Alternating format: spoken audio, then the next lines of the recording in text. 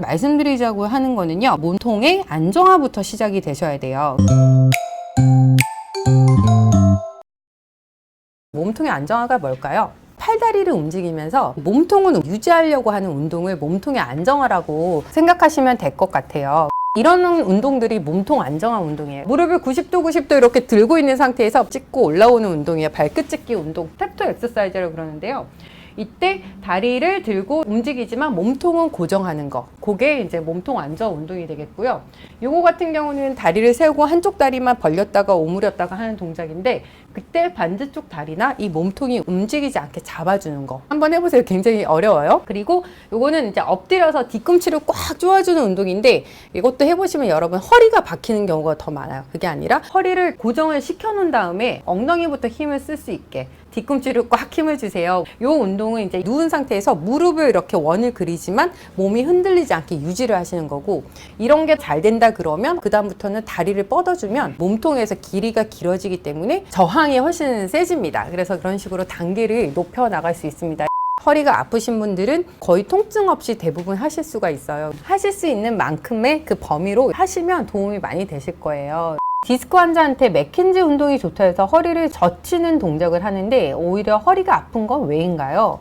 자, 맥켄지 운동에 대해서 볼 텐데요. 여러분, 추간판 탈출증, 디스크라는 거의 개념은 거의 다 아시죠, 이제는. 척추와 척추 사이에 디스크가 뒤로 밀려 나오면서 뒤에 있는 신경을 눌리게 하잖아요. 그렇기 때문에 통증이 생기는데, 이 디스크가 튀어나오는 방향이 굉장히 많습니다, 여러분. 가쪽으로 튀어나오는 경우, 중심으로 튀어나오는 경우, 완전 가쪽으로 튀어나오는 경우인데, 이렇게 바깥으로 많이 튀어나오는 경우는 주로 다리로 내려가는 통증이 생기게 돼요. 가운데 쪽으로 나오시는 분들은 앉아있으면 허리가 뻐근하게 아파요, 굽히면 아파요, 이런 쪽의 증상들을 많이 호소를 하시거든요.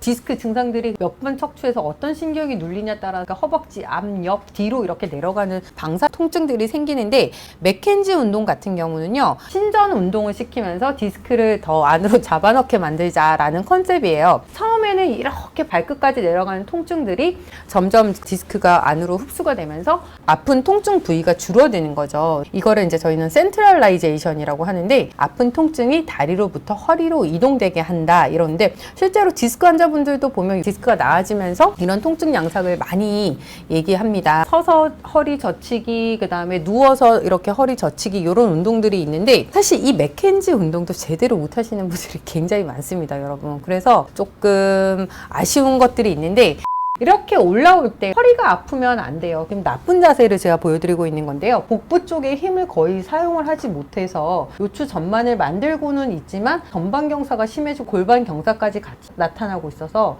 실제로 허리는 휘었지만 허리를 신전시키는 기립근의 근력을 키우고 있는 동작은 아니에요. 젖히는 것만 하는 게 아니라 복근에 둔근까지 써야 됩니다, 여러분. 잘못한 자세예요. 보세요. 골반은 앞으로 돌아가고 허리만 과도하게 아치가 생기는 이런 거고, 요분 같은 경우는 햄스트링, 그 다음에 둔근 써서 골반의 전방 경사를 일단 컨트롤을 해놨고요. 복근을 딱 사용하면서 평평한 그 커브로 오히려 더 잘 올라가고 있어요, 여러분.